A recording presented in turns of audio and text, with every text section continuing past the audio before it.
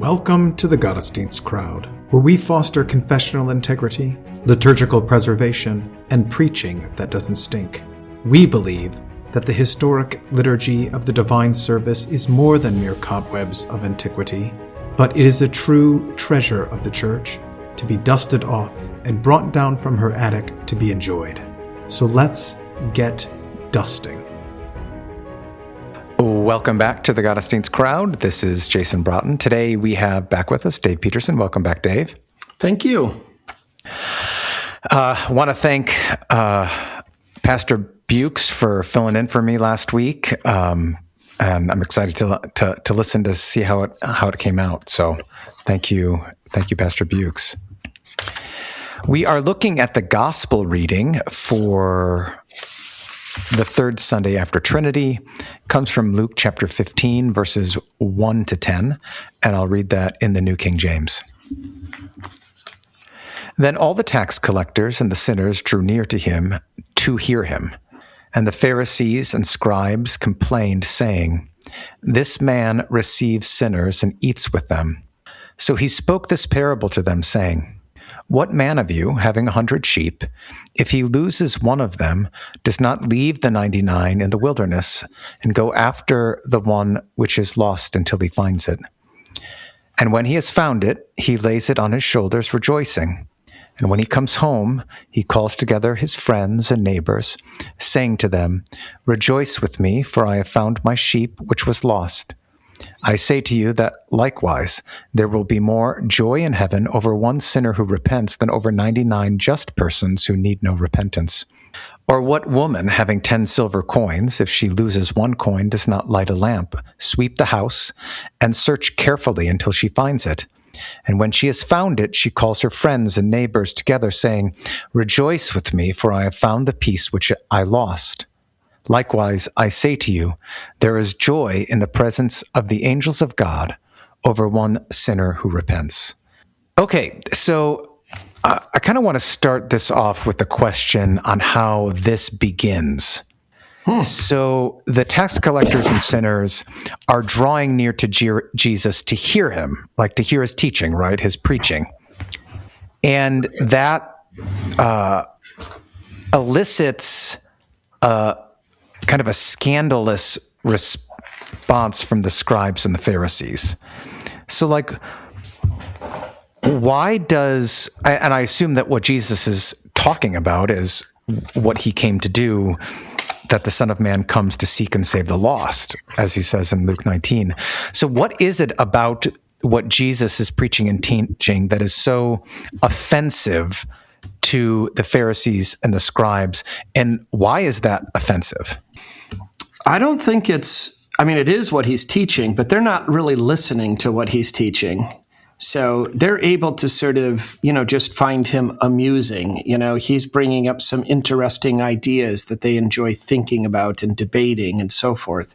What's offensive to them is that he's doing the same thing. He's treating the tax collectors and sinners the same way he's treating them. It's his action. Yeah. So like, I was just reading in Acts this morning how Paul goes to the synagogues and everything. And, some of the Jews at the synagogues are persuaded by his preaching about who Jesus is and the fulfillment that he has made from the Old Testament. And then it says, yet others were envious. Yeah.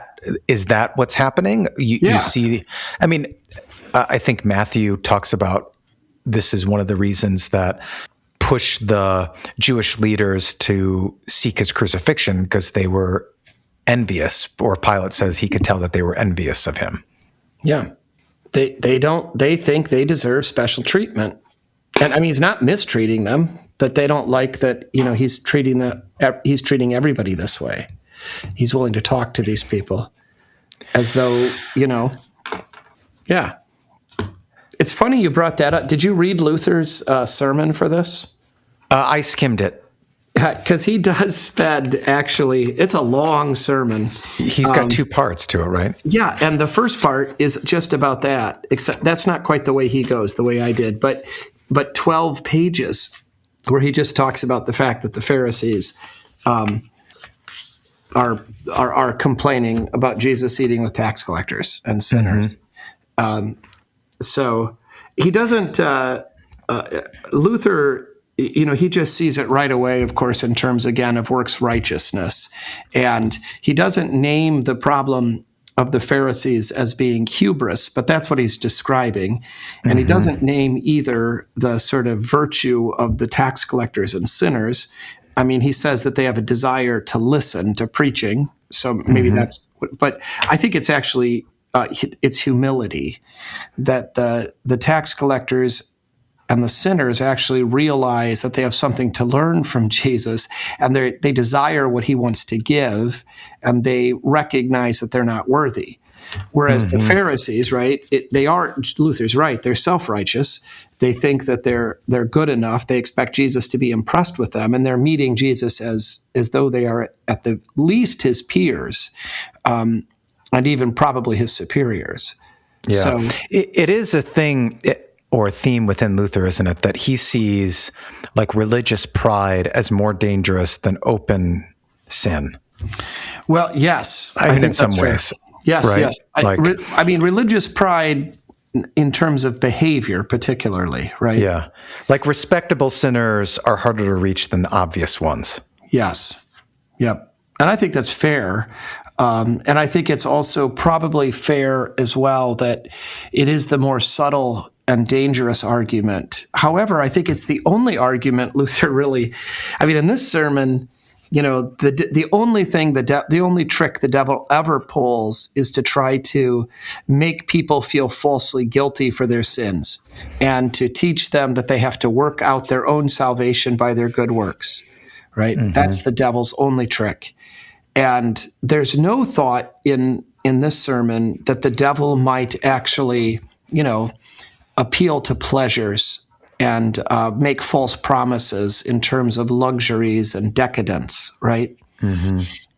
Which seems kind of obvious that is how he has deluded the tax collectors. But right. Here the tax collectors are listening. So, but I do think it's fair to say that the former trap, the sort of idea that you are good enough in your works and the kind of self-satisfaction that can come from that is probably a more subtle and dangerous trick than the sort of obvious, I'm just thinking of the sort of like outrageous and ridiculous behavior of like, rap stars that are openly, I don't even know the way the kind of language that they're using, the things that they're singing about, openly sort of being with prostitutes and then, the kind of decadence and ostentatious, that whole thing, right? Like that's just distasteful. And, I'm just trying to think of the most exaggerated kind of examples of it. And maybe there's others, but that is probably less likely to deceive as many people as the idea that, you're good, you try hard, you mow your lawn, people like you, therefore everything's fine. But I don't think it's the only way that God tricks us, or that the devil tricks Satan, us. yeah. And so I think I didn't love this sermon. So in what way do modern sermons kind of drift into sort of just preaching about behavior management instead of actual repentance and faith? Right. And like, do you think that is like obviously it's a mixed bag in our congregations, but do you think that the tenor of our congregations is the same response of the angels in heaven?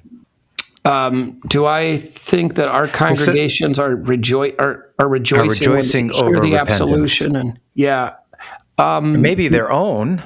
Right. No, I think that there is this real danger of kind of a self-satisfaction, though. Yeah. I think sometimes, for us, I'm afraid it's probably more that we're right rather than we behave well. There is. Let's say more about that. What do you mean? I think, in Like in that Luther's, we have the right doctrine, yeah, we have the right doctrine, or we the have right the ideas. right ideas, the right intentions. Right? We're on the right side of history, right? Yeah. This kind of. So, I mean, people that would say that sort of thing, right? We're on the right side of history.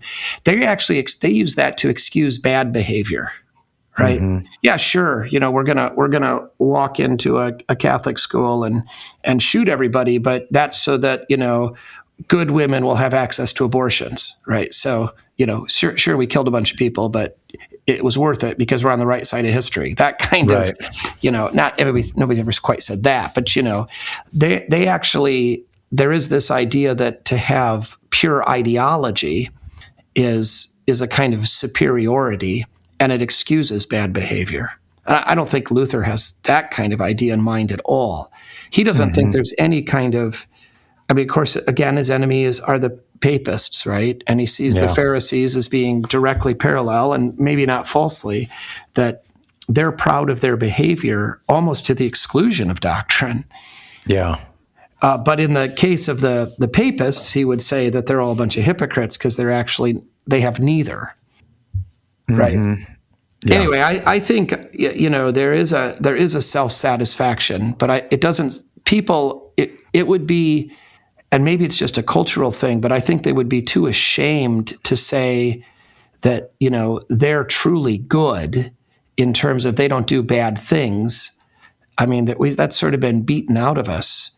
But they do think that they know more than other people. They have more common sense, right? They're subject matter experts in things. They're, they just know what is good. Even their tastes, are superior to other people. I mean, if I don't like coconut, then I just look down upon people that do.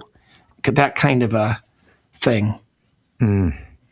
So what is it about like what Jesus, I mean, I suppose you already answered it, but do you think that same mentality creeps in terms of Jesus or the church is accepting of these kinds of people and they put them on the same level as me? Do you think that same mentality holds sway? Well, I bet it does. I mean, in some ways, yes. In some ways, no, I'm sure, depending on the person, I guess. Probably. But I would guess that some of our members, even our clergy, right, struggle with people who have differing political opinions. Right? I mean, policy sorts of things. I think the best policy is to, bomb Iran. And I don't think that, by the way. But, I mean, some people think that. And it's sort of tempting, to sort of think, well, that you think that because you don't care about anybody else, right?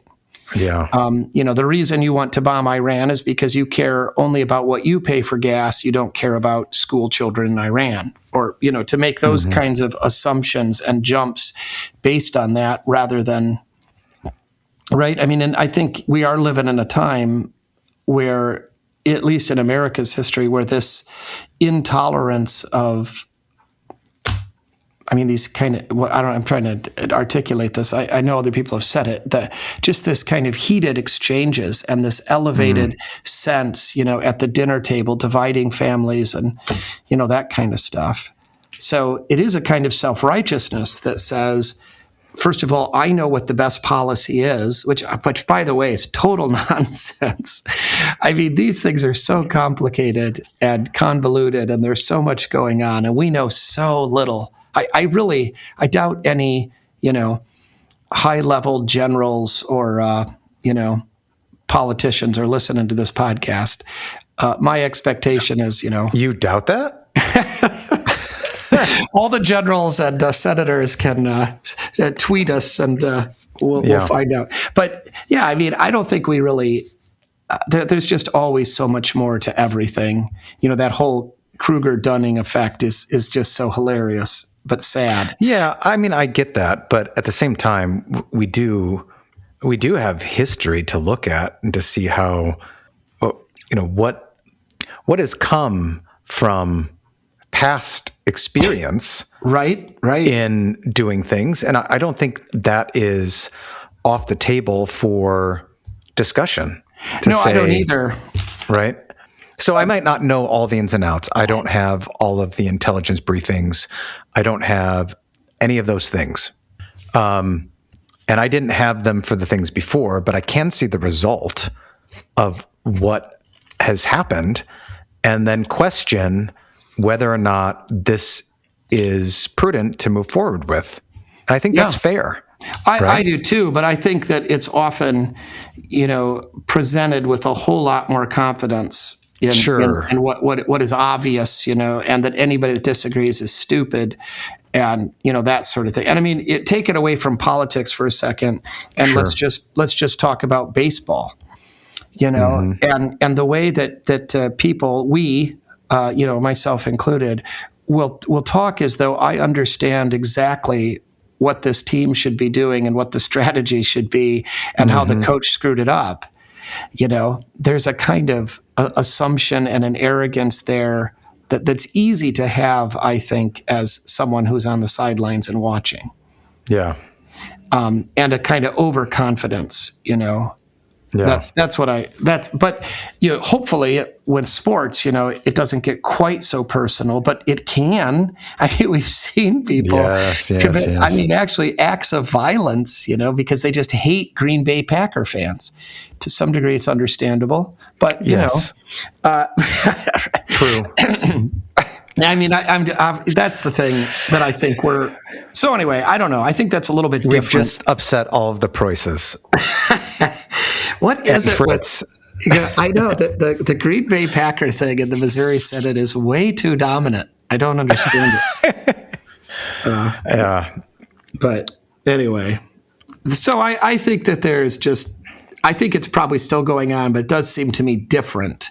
But maybe I'm wrong, and maybe it's going on. Maybe we just live by cliches, and in fact, we are judging one another on the basis of how we see them disciplining or not disciplining their children, or what they're feeding their children, or how many children they have or don't have, or where they send them to school, right? And how clean their houses are, and if their lawns are mowed. I mean, maybe we really are judging on these kinds of standards, but we're just too embarrassed to say it out loud. Yeah. So these parables are in response to the statement, this man receives sinners and eats with them, and their envy, either because they're being treated at the same level as these tax collectors and sinners, or they just can't tolerate a God who justifies those whom they consider unworthy, right? Yeah. So it strikes me that these parables, especially when you consider the last one, the parable of the lost son, it strikes me that there are kind of two ways in which this parable is applied to the Pharisees and the scribes. One is they're not like the angels in heaven who rejoice. The other is they don't recognize that they're actually lost. Right. So what does he build? It seems like he builds like, if you were as awesome as you thought you were, you would be rejoicing over this. So it's like he's building the case in terms of he's showing them that they're not doing what angels do in order to demonstrate that they're actually the ones who are lost. Yeah, I think that's good. Yeah.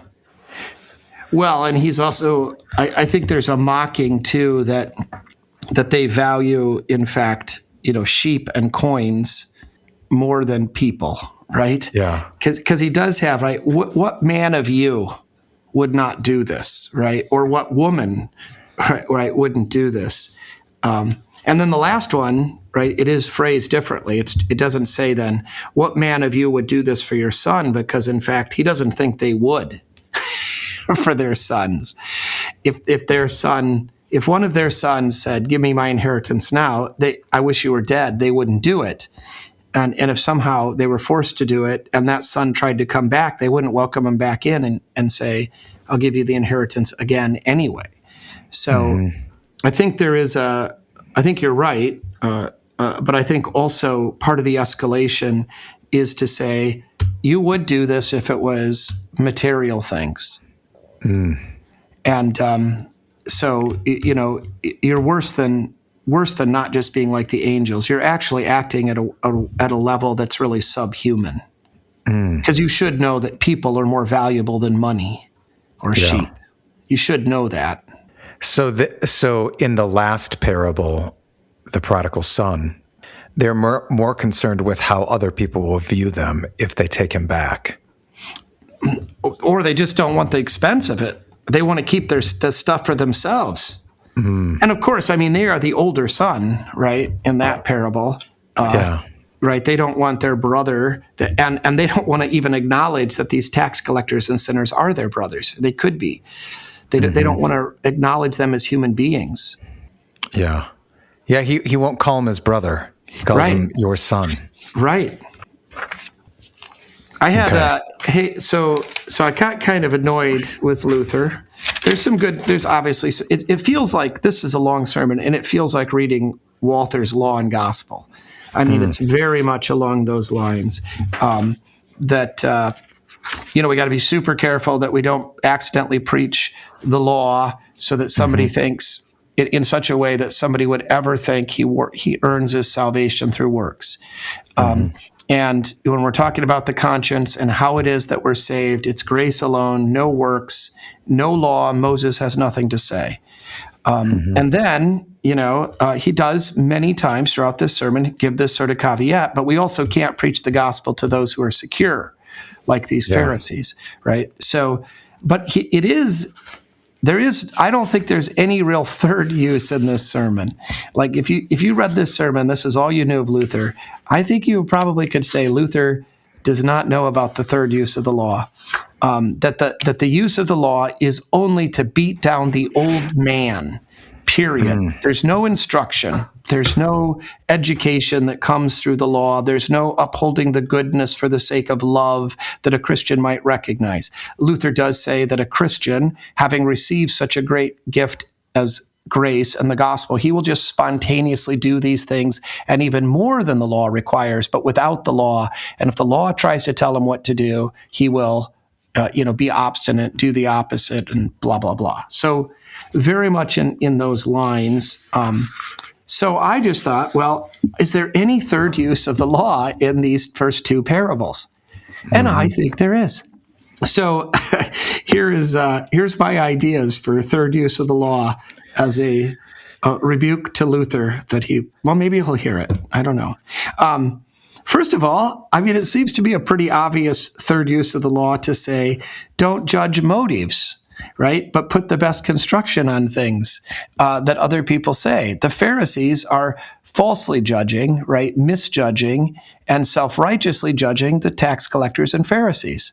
They do not believe they're sincere. They do not believe that they're worthy to be there, and they want to hold all their past sins against them, even though, right? And they refuse to allow people to repent. So that seems to me a pretty valid lesson, and something that is worth saying that we shouldn't do that the Pharisees did. Yeah. The next one I had was we should actually listen to what Jesus says. We should trust the word of God and not our feelings, right? Or the world or the Pope. And that is a third use of the law thing, even when we're talking about the gospel, right? So rather than trusting in our works or believing the devil's lies that we're not good enough to be saved, that's a big concern of Luther here. I mean, the answer to that is believe what the Bible says, right? Believe what Jesus says, trust in him. And I think that people need to be instructed in that way and told where to find kind of certainty and so forth. Do you think that carries over to third use specifically towards pastors and preachers? That Jesus isn't passive here. He searches. Oh, good. Well, I got another one kind of on that. That's kind of my next one in a way, but maybe this is what you mean. I said that we actually should care about the lost sheep, not only rejoicing with Jesus, but also joining in the search, right? And Luther makes a nice point in here that the lost sheep actually is a reference to the elect. He doesn't use that language, but that's what he means. It's not the hardened sinners. It's not unbelievers. The lost sheep are those who God, right, who who Jesus actually does rescue and get. And there are So people the people that on our rolls. Yeah, the people on our rolls, or the people who they may not have heard yet, but they're part of the flock. They're part of the 100, so the full number of the church. And our purpose in evangelism isn't to sell the gospel to people, to make it palatable, to convince them, right? We believe that you can't do that by your own reason or strength. But our purpose is to preach the gospel and to believe that the Holy Spirit works through it. And that's not an excuse. Sometimes that can be used as an excuse to not join in the searching. Yeah. So yeah, I think that's exactly right, not passive. What I meant with the listen to the teaching thing was more that we're trying to, in our fallen flesh, we're being tempted often to listen to other standards, not only for doctrine, but also for behavior. So, we got to know what's real and what's trustworthy. Okay, that makes sense. I got two more. That we should, in fact, rejoice over election, right? And learn to believe that Jesus actually will get everybody there. So even as we join in the searching, we want to guard ourselves against the kind of idolatry that will not be satisfied if certain people aren't included. And of course, here again, I'm thinking of, the people that are struggling with adult children or others that they love who have fallen away or who have rejected the gospel, right? We need to keep this in mind, that Jesus is good. He's searching for his sheep. None of them are lost. All will be well. We don't know what that looks like. We're not going to test God and make up standards that he has to meet. That's a hard one, I know. And then the last one I had was that we're also, in this, we see that we're to live in community, right? There's feasting, there's rejoicing, and there's sharing. So the church, it is, I think, right, that when the shepherd comes home with the lost sheep, the angels are rejoicing. When the woman comes home with the lost coin, there is, she gathers her friends and has a feast, and they rejoice. And then in the lost son, everybody except the older son is feasting and rejoicing, and even the older son. Do you have in mind specifically the Lord's Supper here, the Eucharist, or do you have in mind that and beyond? I wasn't even thinking about the Eucharist, but I should have been. I think that's right. No, I was thinking more of just the reality that we come together for worship and that we come together even socially, right? I mean, it can be annoying, but it's good if it's loud in the narthex before and after church, that people enjoy one another's company. And, it is kind of ironic, I suppose, in a way, but my experience is that the loneliest people in our congregation and the people that are sort of most, kind of disappointed and frustrated that we're not friendlier than we are the people that are the least friendly on Sunday morning and who run out of church. Yeah. And don't kind of hang around. And, so I think there is a kind of, I would like to place a moral obligation upon our members for them to love one another, because Jesus actually says that in the Bible. But I think how that carries itself out, of course, can be different for different people. How do you think expectations play into this in terms of, I just have found that you don't end up in really awesome conversations without having small talk. Yeah.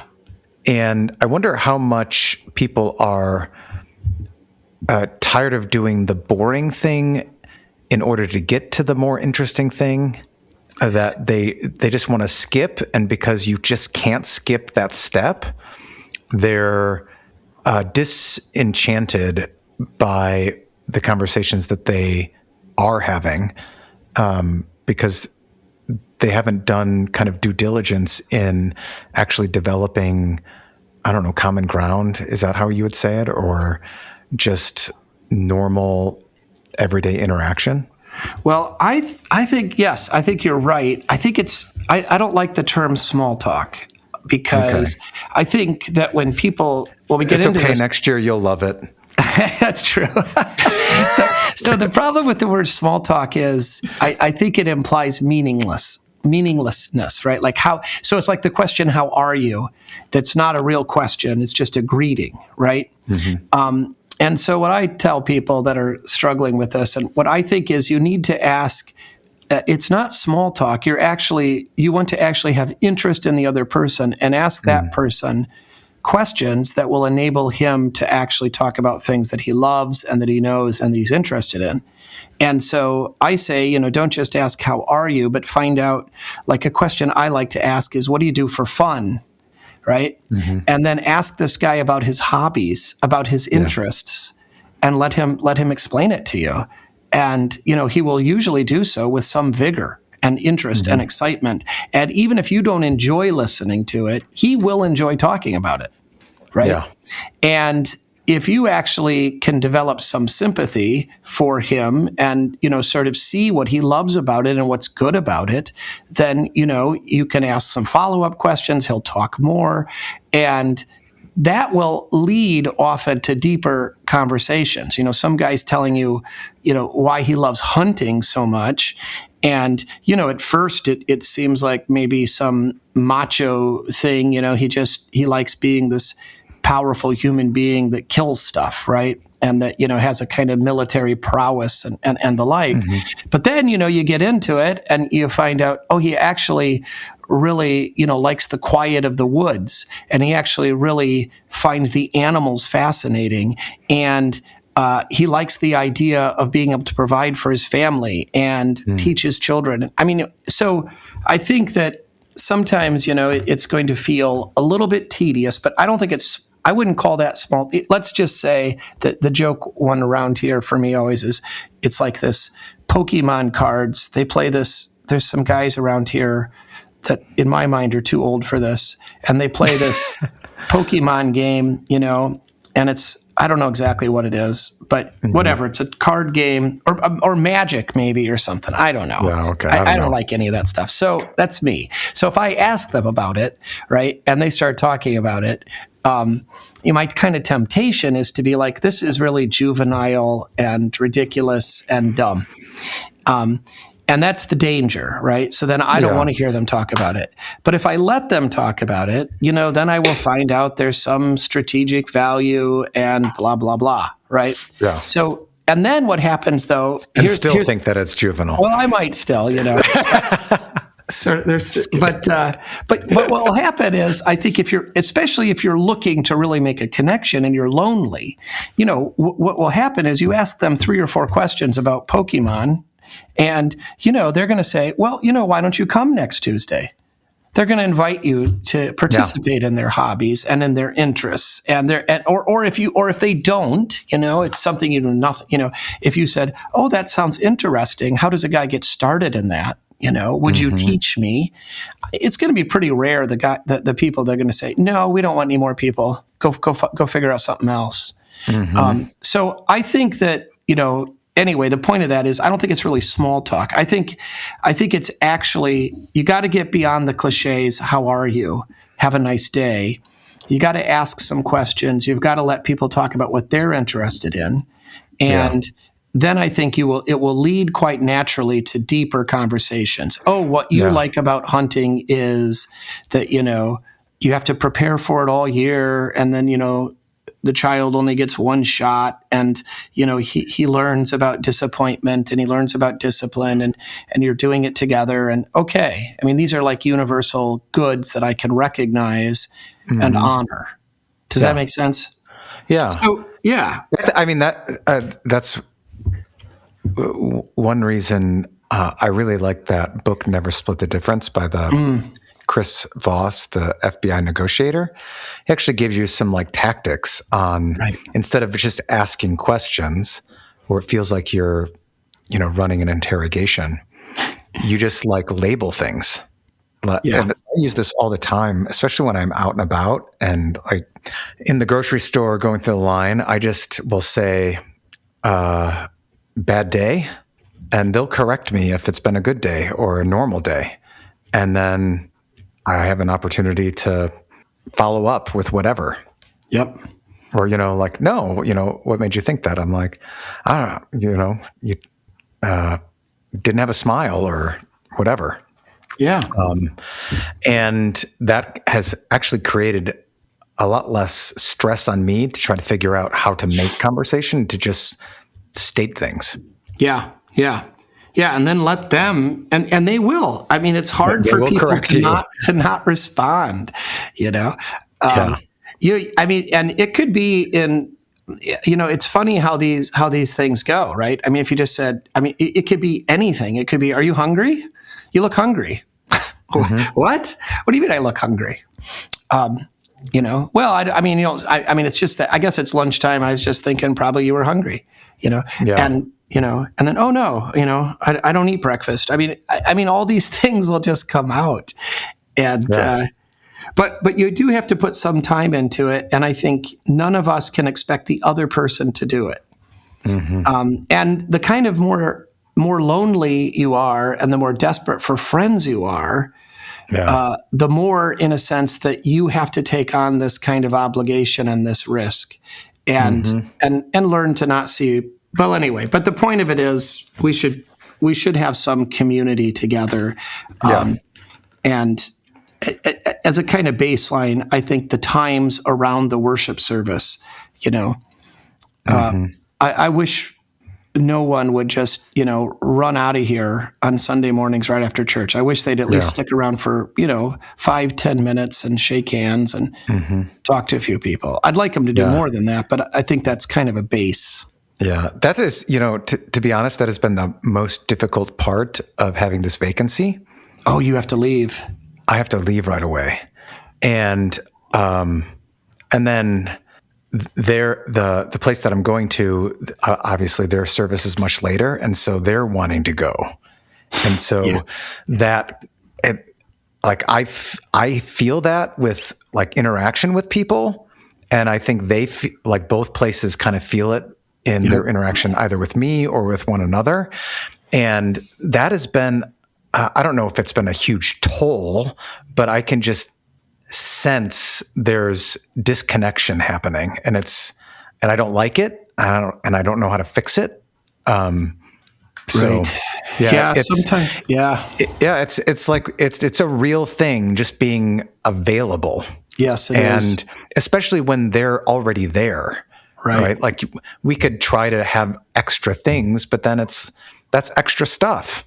Right. They have busy lives. And so, I think that's totally real. I mean, sometimes, in these kinds of situations, like with a vacancy, this is just a cross that has to be borne for a while. Right. But it's a good lesson. I'm not blaming anybody, and I'm not upset at anybody. I'm just like, I recognize, like, it's not, because both boards of elders ask, like, how am I doing, like, with the workload and all that? I'm like, the workload is not the problem. This is what I feel most. And they're like, we get it. And we kind of feel it too. And so they're cognizant of it, but it's just one of those deals where, I don't know how to go about fixing it. I mean, if you were a dual parish, then you would have to fix it. You'd have to find a way to fix it. You'd have to change the timing somehow to build these things in. And I think that's a lesson worth learning, right? That I mean, sometimes we again, like, we're so stupid about so much, but I mean, nothing makes us so stupid as the word adiaphora, I think. And we think that because it just it's mistranslated in our brains to mean things that don't matter. Yeah. And that's not what the word means. Adiaphora always matters. And so, I mean, what could be more arbitrary than the service time? I mean, it's true.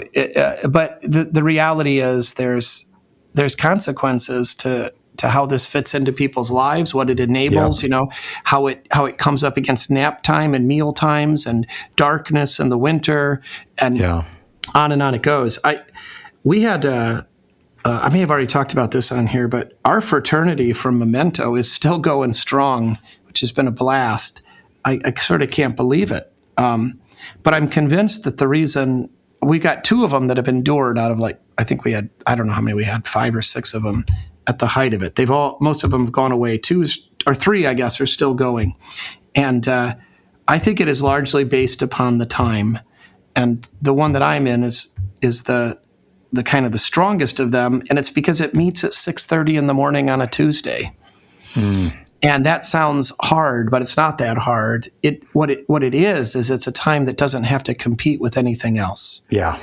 And so, when you try to do it in the evening, then there's always things that come up. And I mean, I'm not saying nothing's ever come up for anybody. The day you got to get a colonoscopy, you can't be there or whatever. There are times when it does compete a little bit, but in general, it doesn't. Yeah. And it's such a great way to start. I also think we have energy for it. We're not tired. We don't want to just sit and do nothing, the way you might in the evening. So, the time matters. Are you an early riser, or I don't know? During the school year, I'm up at 5:30 typically. Oh, yeah, I think that counts as early riser. But there are days where I'll sleep in if I'm up really late the night before. And it all depends on how, when you get teenagers, there is, I don't know what it is, but it's like they wait to have conversations when you're just about ready to go to bed. Yeah, I do remember that. Yeah. And I'm not mad about it. It's just Lauren stays up later than I do and gets up later than not much, but a little bit later. And so sometimes I have to really push myself to stay up and be just around in case those things happen. Yeah. But so that was something I wasn't expecting as they got older, but they're just kind of night owls. Yeah, that is typical teenage thing. Right. Well, and I mean, the kind of stereotype too is old people go to bed early and get up early. And I fit that stereotype. I know Gifford Grobeen is a night person, and he doesn't like to get up in the morning, and he works at night. I mean, he does writing and reading and stuff at night. I can't imagine. For me, the mornings are just golden. I love it. In fact, I love I like the fraternity thing. That's why that's nice. But I also, I just can get so much done early in the morning. The phone doesn't ring. People don't bother me. There's that side of it. It's quiet, but it's also like my mind is at its fresh, at its best. And in fact, I would like to work out during that time, but I don't want to waste it because I need that. I got to use it for the more central part of my life. And I can work out when my brain's foggy. It's not like that really hinders it, or it doesn't hinder it much.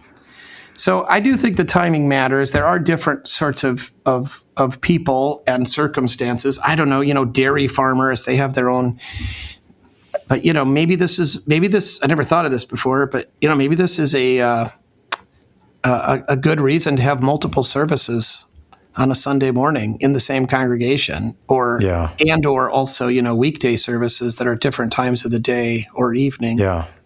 I know that, so we used to have a Saturday night, and we moved it to Wednesday night, and people were afraid, especially Saturday night got lower in attendance, or the Wednesday night got lower in attendance, that we just would stop it. And I said, there are too many people who are kind of aging that can't get up early in the morning, and there are too many people who can't. The reality now is people have work on weekends. Yeah. And I'm not willing to say you can't be a Christian if you work on the weekend. Right. And so I'm fine with having those kind of extra services at different times to accommodate some of those people, so long as it doesn't become everyone needs their own time. Well, right. Yeah, of course. There has to be some kind of overlap. Well, I've never been called to a place where they wanted me to do Saturday night services. I would be, to me, the worst possible thing. That would be so hard for me. I think, I don't know, but I've had for years, we have a Thursday evening service and a Wednesday morning service. And I think they're both, they're not giant services, but I think they're very valuable for exactly the reasons you said. And I think our congregations ought to be defined by and focused upon worship above all other things, and to provide more opportunities for people to worship and to make it, it's convenient for them as is sort of reasonable, not being ridiculous, but recognizing, just like you said, why wouldn't we do that? I mean, I have told lots of guys, lots of pastors anyway. I mean, I think probably every congregation should have a weeknight, year-round worship service, just like you do during Advent and Lent. It also makes Advent and Lent easier because you're used to it. So well, anyway, there is, I think, some third use of the law stuff, but certainly the gist of these all three of these parables is conversion. I mean, they really are about how is it that somebody becomes a Christian, and in fact, I was thinking as I was sort of annoyed with this Luther sermon, maybe it would be good for me to just preach a sermon like this, because I haven't done that in a while, that really talks about the dangers of works righteousness and, the kind of Pharisaical attitude and the really glory of this, that Jesus comes seeking and we don't do anything, right? Coins don't find themselves, all that kind of stuff. And Luther do you bring up Bondage of the Will here? I don't know. I almost never bring up the bondage of the will. I mean, we talked about election a little bit. Is there a reason for that? Yeah. It just seems like it confuses people. So I'm hesitant to. But isn't that a reason to bring it up? I'm afraid to do it because I'm afraid that it's going to. I mean, I wouldn't say I've never done it, but I don't. This isn't really. I mean, you've got that 100 sheep thing that I think is election, the fullness of the church, but election isn't. I guess I would rather put the emphasis on the searching, right? The searching for the coin, the searching for the sheep.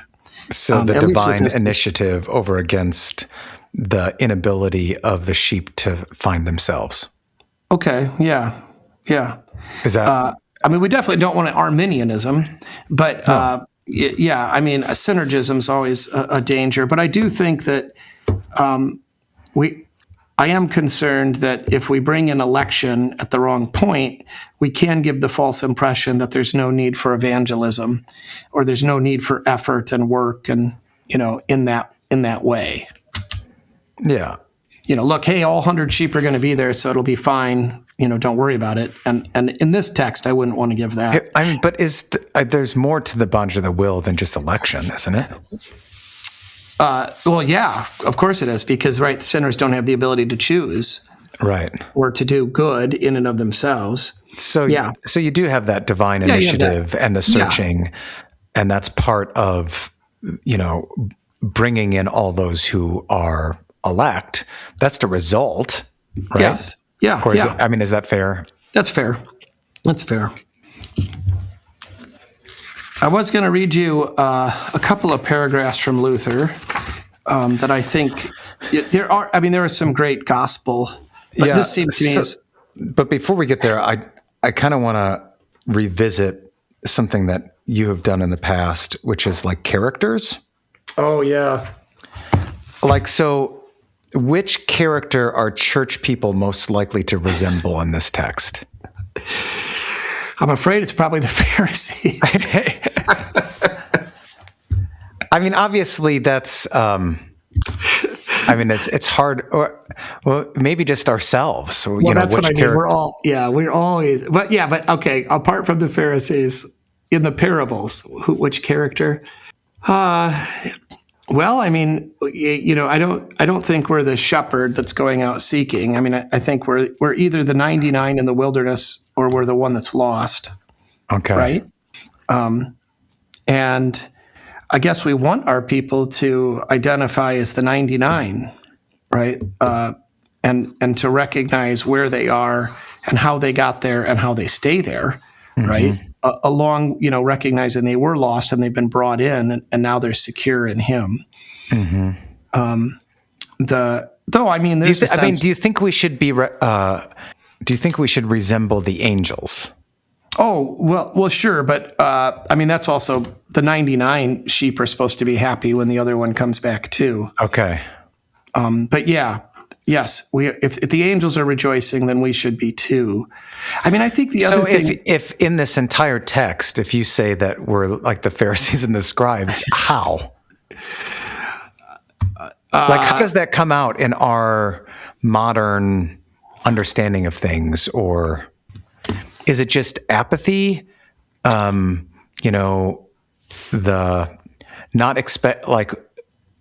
in the sense that we've heard the gospel so often that we take it for granted, that kind of thing? That's definitely real. Yeah. Okay. Apathy, antinomianism, right? Universalism. I think all of those things are real and prevalent in our fallen thinking in the Missouri Synod. But I also think that, the Pharisees thought they were better than other people, right? They were self-righteous in a very kind of obnoxious and egregious, obvious way. But that we, too, are prone to thinking we're better than other people. Yeah. But less, it's harder for us to recognize that kind of self-righteousness that for whatever reason. So how would you preach this in such a way, because Jesus's lost son parable is kind of like a mirror of existence thing, right? So how could you preach this in such a way that it kind of does that same thing, so that it's not like you guys are just the scribes and the Pharisees and you're bad and repent. Right. Like, obviously that's what we mean, and that's where we desire everyone to come out on. But how do you do it in such a way that enlightens them, obviously by means of the Holy Spirit? How do we think about doing that elicits that kind of response? Well, I think in the best preaching of the law, I think always is when it catches them by surprise, when they think you're talking about someone else. That's Nathan to David, right? Oh yeah, that guy sucks, and then whoop, it's you. That's the most ideal preaching of the law. I think you can start off by saying, okay, this is what the Pharisees were like. They thought they were better than the tax collectors because the tax collectors, were outwardly bad, but the Pharisees really were in some ways worse because they're judgmental and they're self-righteous. And everybody could be, yep, absolutely. We hate the Pharisees, always have. And then, you have to sort of, I think, in a sense, kind of catch them being self-righteous. I think one of I couldn't do it probably now because I've done it so many times here, but one of the places that I think is most obvious is people's opinion about their own driving abilities and other people's, right? And the fact that, if somebody cuts you off, in traffic, the rage that fills you is so inappropriate and ridiculous. And of course, you've also caused that kind of rage in other people. And when you have in your driving mistakes and you've seen it, and they've reacted badly, you actually are defensive and you don't feel like it's appropriate, right? Yeah. So there's a double standard. We think we're better drivers than we are. We also just think that, right, like nobody should be in our way. Why is there a traffic jam? Don't they know I'm trying to go somewhere? I think it does. There is a kind of, before the internet, it was the cars were the place where we were sort of anonymous and individuals, independent, and we could sort of, flip people off and drive away or whatever. Does that make sense? Mm-hmm. So I think that's a place or one maybe example in the modern world. The sports thing is another that we can get way wound up as though we know more about what a football coach or whatever coach should be doing, or even, whatever. You can watch golf and be like, well, that wasn't very close to the hole, which is pretty... by what standard, you're acting as though you have any right to tell this guy who's a million times better golfer than you, right? And So I just think, there's things like that I think kind of demonstrate that we're worse than we think. And the other one would be the fact that people, I mean, I rarely find people who don't believe themselves to have an extra measure of common sense or street smarts, or who don't think that their own tastes, their own preferences are actually a sign of sophistication and superiority. I mean, I just sort of think about the people that just, for example, hold whatever, jazz music in derision or country music in derision, and just like, the only good music is the music from the 1980s. I mean, it's just like so unbelievably, right? It's arrogant. And so I think we've all done those kinds of things. We've felt those kinds of things. I kind of see it too in like parenting. Oh, yeah. Right. That's a good one. Because I remember, having just two. Yep. And how easy that was. Yep. And they both were, of particular personality and very easy to deal with. And then, you get 3 and 4 or beyond, and they all have different personalities and they all have their own different struggles. Yeah. And things, from you that you've already conquered, so to speak, or thought you conquered. And how different and difficult that can be, and easy it is to let things slide, and how judgmental we can be towards the others. Like, how come your house is a mess? Right. I've got like 7 kids, and we always pick up, but it's never going to be like the place with one. Right. Or the great example on this. Yeah. Oh no, I think you're right, and it's a place where it causes a lot of pain and a lot of shame. So good. I love the best illustrations always, I think, have to do with children. They're the most universal and they're the most biblical. I mean, you're following the biblical model.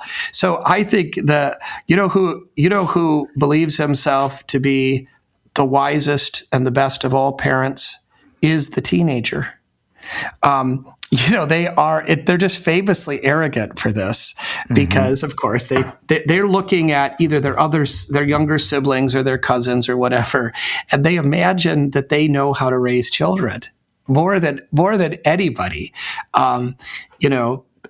So I think often young people with 1 child or 2 children, or even more, whose children aren't children's. Haven't had enough time to disappoint and fail them yet.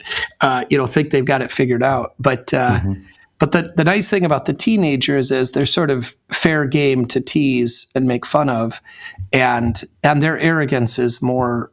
I mean, they themselves know that it's kind of arrogant, right? I think that's I also kind of see it in like hospitality and entertaining. What do you mean? Well, I mean, there can be kind of judgy, so-and-so invited us, and they had like, they had this to eat, and they didn't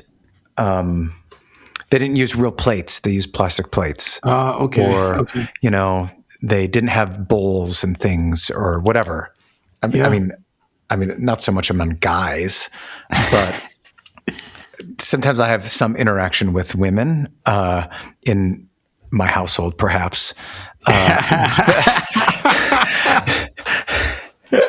you know what I'm saying? Yeah, I'm just trying to figure out if this is somebody you live with complaining about somebody I live with. No, I'm just. No, I know. Guys do it though. I've seen guys do it, and it's really effeminate and gross. But I've seen guys do it with how the bourbon is served. Oh, yeah. This isn't the right kind of glass, or this kind of. Or even the way they fool around with their cigars, and So I think men do it. Sure. Probably with different things. So that is funny. Yeah, that's a shame. That really is poisonous, isn't it? Well, I mean, whenever we do that, like we're being hospitable, but we then judge the way it's being given. Yeah. And that makes it not want to happen, or it's a very strange thing. And then we'll complain that nobody's hospitable anymore. Right. It's like farmers with rain. Farmers I love my farmers, right? And they will laugh about this, but it's never enough. It's not at the right time. It's too early, too late. We could have used it. Yeah. Or it was too much, or it's like, you guys are never happy. Right. And they laugh about it. I mean, they understand, but. I mean, and there, of course, that is a famous stereotype based on reality, but it's obviously not in any way unique to farmers. The flesh is just never satisfied. Yeah. And there was I remember this joke that we were told in confirmation about this farmer that complained all the time. And so God finally said, okay, fine, I'll do it exactly how you want. And he let the farmer tell him exactly how much rain on what day, what time, everything about it, does it perfect. The crops come up, they look gorgeous. And then he goes to harvest and there's nothing because he forgot about the breeze that would pollinate them or something. I don't know if I got that. But anyway, it was like he left off some detail and it had to do with pollination. And so the point of the joke was that God was smarter and he knew what he was doing. That joke never quite made sense to me because I thought, well, God then just wants to humiliate him? Well, I don't know. Anyway, the truth is, I don't know what the point of that joke was. I don't know why I told that story. Well, I mean, we're never happy. We're never happy, and we think we know. Yeah, we think we know more. We don't know what we actually need. Yeah, and we don't understand too how this is affecting. Right, we're only seeing one postage stamp of things, and it's God's actually controlling the weather over the whole world, and there's more people that he's thinking about than just our immediate. And it turns out that he does provide for us. Here we are, fed and alive. Yeah. All right. So you were going to read Luther. You want to read? I was okay. So here we go. Here we got Luther talking about how do we respond, to when we feel our sins? If you ask whether Christ is righteous, then I can say yes, without any doubt, and present him as my righteousness and appeal to him boldly. I was baptized upon him, and in the gospel I have the seal and letter that I am his dear sheep, and he is the good and righteous shepherd who seeks his lost sheep and deals with me entirely without the law. He demands nothing from me, neither drives, threatens, nor frightens, but only shows me sweet grace. He stoops down, takes me on himself so that I can lie on his back and be carried. Why then would I be afraid of Moses and the devil's frightening and thundering? I am in the protection of the man who gives his godliness and everything he has to be my own, who carries me and keeps me so that I cannot be lost, because I remain a sheep and do not deny the shepherd or shamefully fall away from him. So that was on page 147, paragraph 52. There's lots of stuff like that throughout this where Luther really goes after. He doesn't really deal with the woman with the lost coin, but he uses that shepherd language and this just kind of joy of the gospel that Jesus is carrying us back. So that is the thing we all love the most, and it is the real foundation of our faith, right? So are you thinking of a theme like the Son of Man came to seek and save sinners, and so should we? Oh, there you go. And so should we go seek and save sinners. I like it. Yeah. Okay. Any final thoughts?